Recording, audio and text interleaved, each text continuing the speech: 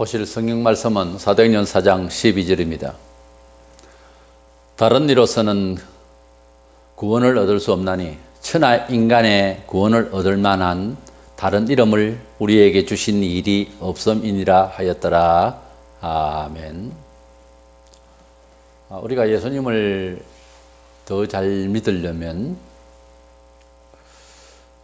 종교를 창제한, 그리고 그 종교를 위한 어떤 교리를 소위 비교를 했을 때에 어느 것이 더 우월성이 있고 정확한가, 객관성이 있는가, 이런 점들을 살펴볼 수 있어야 합니다. 그래서 신학교 과목에는 비교 종교학이라는 것이 있습니다.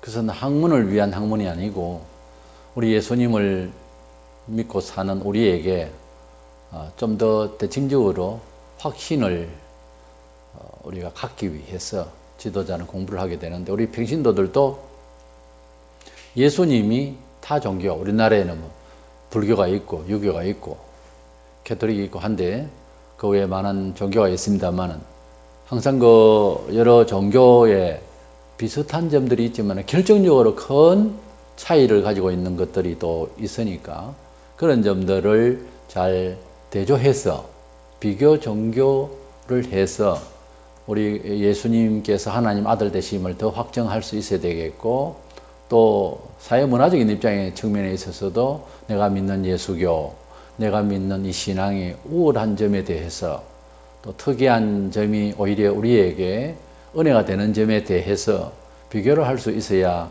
좋습니다. 그래서 오늘은 석가와 예수의 차이라는 제목으로 불교와 기독교 이 차이점을 생각을 하려고 합니다. 먼저 예수님은 구약 성경 그 많은 세월 어간, 약 1300~1400년의 그 세월 어간 동안 그런 분으로 이 세상에 오실 것에 대한 예고가 되어 있어요.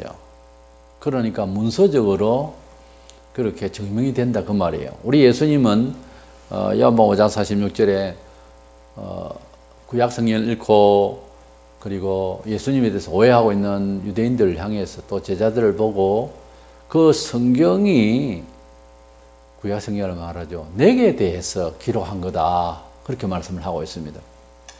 그런 석가는 그 내게 대해서 말한 것이다 하는 문헌이 있습니까? 없어요.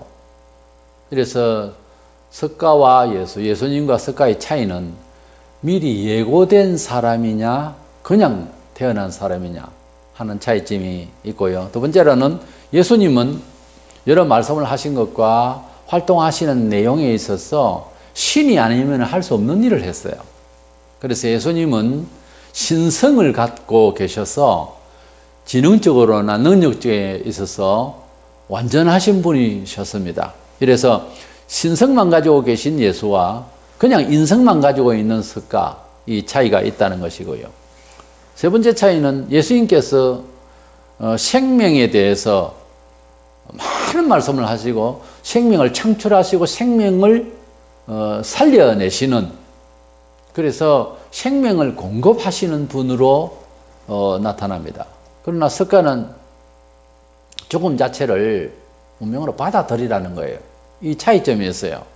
그래서 우리가 삶을 살아가면서 때로는 뭐 세상 살기 싫다 싶고 하면 머리 깎고 죽는다고 그러는데, 그러나 일상의 우리의 역사 속에서 삶을 살아가는 우리 모든 지구 공동체의 의지가 어느 방향으로 가고 있냐면 죽겠다는 것이 아니라 살겠다는 거 아닙니까? 이왕이면 더 건강하고 더 행복하게 살려고 하는 것이 사람의 인지상정이고, 모든 자연의 들풀마저 자라남, 열매 맺음, 이것을 원하는 거지 죽으려고 하는 것은 아니잖아요. 좌절해서 자살을 하거나 이제 내팽개치고 인생을 그냥 그렇게 살다 죽는 사람도 있겠지만은, 그러나 삶이라고 하는 것은 참 하나님께서 부여하신 귀한 이 생명을 좀 더 효율성 있게 나 자신에게뿐만 아니라 다른 사람들에게도, 어차피 그 사회적인 인간관계 속에 살다 가는데 더 유익하게 하다가 가야 안 되겠습니까? 근데 우리 예수님께서는 한 예를 들어서 집안이 좀 괜찮은 집안이었는지 모릅니다. 같은 과부지만은 청년이 독자가 죽었어요. 그래서 상년을 메고 나가는데 예수님께서 그 죽은 청년을 일어나라 그러고 그 자리에서 살려주셨습니다. 나사로 같은 경우에는 죽은 지 나흘이 돼서 썩어 냄새가 나는데도 사람을 살려냈어요. 근데 불경에도 똑같은 예가 나옵니다. 과부가 자식이 죽었는데 살려달라고 여인이 석가에게 갔어요. 그래서 해지기 전까지 그러면 동네 가서 3대째 사람 하나도 안 죽은 집을 찾아봐라. 근데 해가 뉘어뉘어 질 무렵에 여인이 올라옵니다. 그래서 석가에게 가서 없었습니다. 그런 집은 없었습니다. 다 죽습니다. 그래, 죽음이라고 하는 것은 받아들여야 된다. 뭐 이렇게 한 예가 나옵니다. 불경에도. 성경에도 있고 불경에도 같은 예가 있어요. 근데 예수님은 살려내는, 다 살린다는 것은 아니지만 생명을 살려내는 쪽에 철학이 있다는 거죠. 그러나 석가는 그냥 운명적으로 받아들여 무능한 인간으로서 보통 사람이 생각하는 수준이에요. 죽음에 대해 슬퍼하고 좌절하고 하는 일반 사람이라면 이 사람은 마음을 굳혀서 강하게 해서 그냥 받아들이는 그런 훈련이 됐겠죠. 석가는. 그거밖에 없습니다.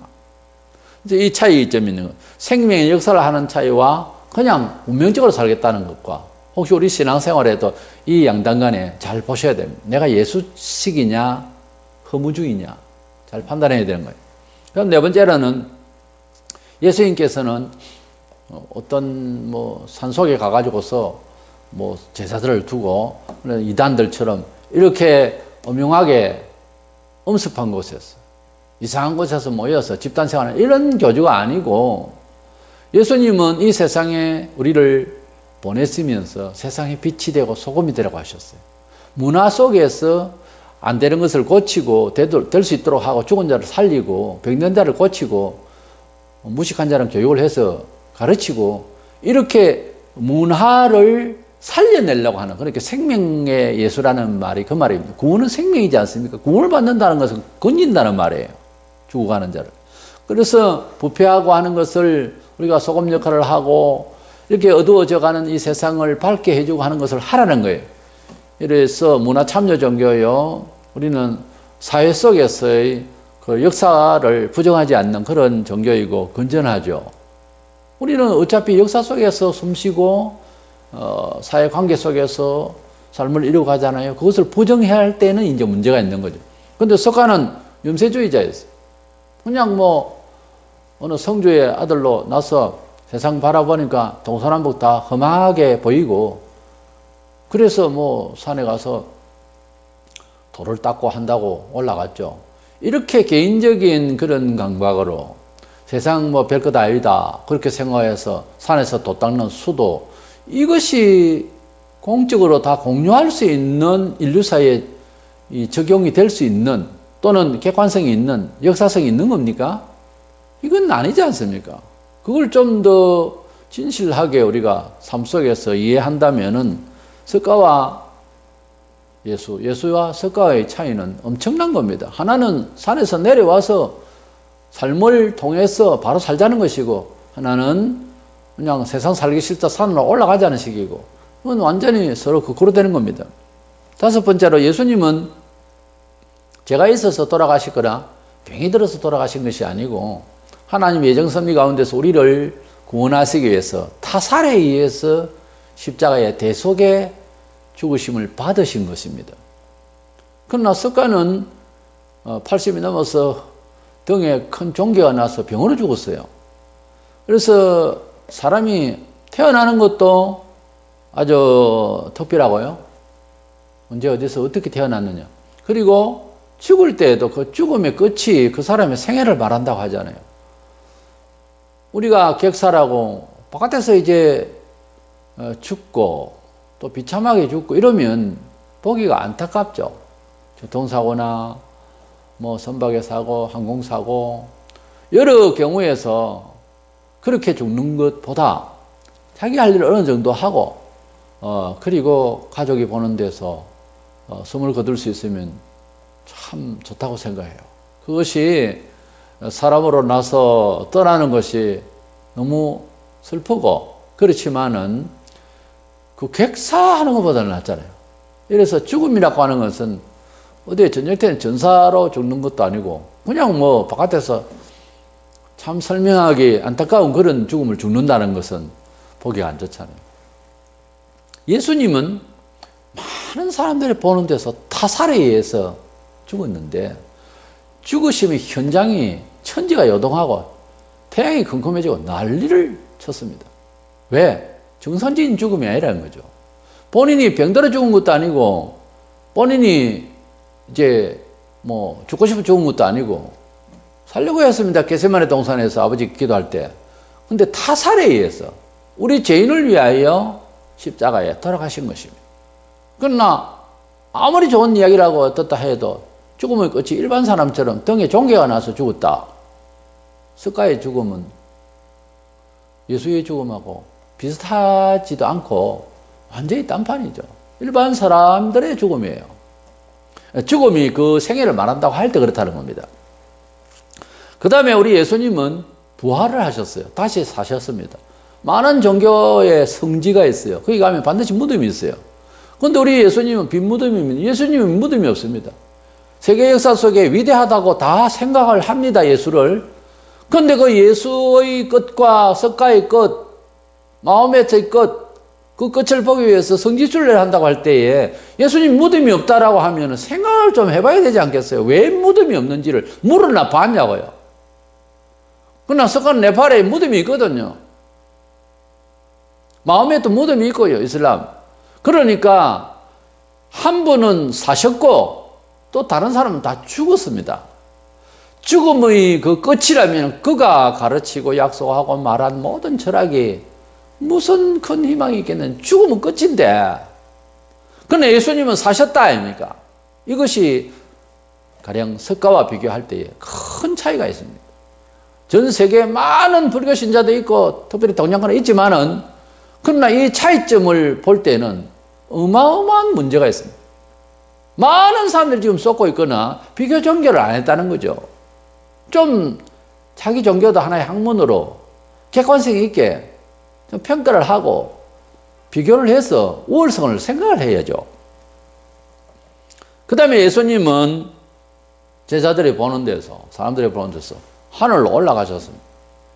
이 만물을 지으신 분이라서 대기권 밖으로 나가도 불타 죽는 몸이 아닙니다. 그분은 부활을 하셨을 때 아주 특별한 몸으로 부활하셨어요. 물론 눈으로 볼 수 있는 그런 육체인데 그 육체가 영광스러운 부활의 몸이래요. 바로 그 몸을 우리가 기다리고 있습니다. 주님이 약속을 하셨어요. 그와 같이 우리가 부활할 것이라고. 그 몸으로 하늘로 올라가시는데 바람을 일으켰는지 벌쩍 뛰가 올라갔는지 우리는 알 수는 없으나 올라가겠다는 마음만 먹으면 또 붕붕 올라가시는 거예요. 뭐 그게 뭐 날개를 달고 프로펠러를 달아서 머리 올라가는 것이 아니라 그냥 이렇게 올라가시는 거예요. 우리가 그 몸이 된다는 거예요. 환상 중에 환상 아닙니까? 나는 그 성천을 기다립니다. 나는 그 몸을 기다립니다. 바울이 고생을 하고 뭐 여러 가지 갈등을 하고 해도 어쩌든지 나는 그 부활에 참여하기를 원한다고 했어요. 그러나 석가는 하늘로 올라간 것이 아니고 땅 아래로 내려가 버렸어요. 땅 아래로 내려가서 묻혔다고. 땅 위에 올리는 거아니에요. 땅 아래로 내려갔다. 아래로 내려간 것하고 성천한 것하고 이 공간적 능력이라고 하는 것은 이건 엄청난 차이. 그야말로 하늘과 땅 차이입니다. 예수님께서는 재림하실 것을, 다시 오실 것을 약속하셨어요. 석가는 내 죽고 나는데 몇 년 후에 오겠다. 안 했습니다. 그런 말. 왜? 할 수 있는 사람이 아니었어요. 예수님은 다시 오신다고 약속하셨어요. 다시 오신다고 하니까 희망이 있잖아요. 물어볼 말이 있으면 다 적어 놓으세요. 다시 오신다고 하니까. 그런데 다시 온다는 말을 석가는 못 했거든요. 왜? 다시 올 사람이 아니니까, 죽으면. 마지막으로 예수님은 세상에 오실 때 세상을 내가 심판하겠다라고 하셨어요. 그러나 석가는 심판을 하겠다가 아니고 심판 대상자입니다. 이게 불교와 기독교가 비슷한 종교이네 하지만 아니에요. 지금요, 몇천 년을 지금 속이려고 그래요. 불교는 사악한 종교입니다. 불교는 사람에게 희망을 거두고 하는 종교고 죽음의 종교예요. 그야말로 그들이 말하는 무의 종교입니다. 아무것도 아니에요.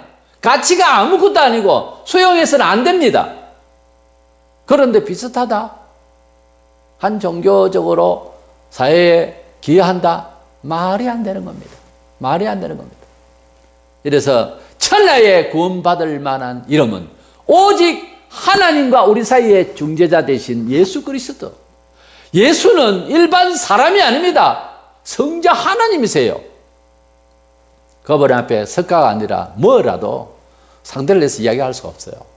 석가모니나 너는 모하메치나 무슨 공자나 이런 사람들끼리 모여서 서로 의견을 나누든지 조율을 하든지 그건 이해가 돼요. 근데 기독교가 모든 종교와 통합을 해가지고 의견을 나눈다. WCC. 이건 말이 안 되는 거예요.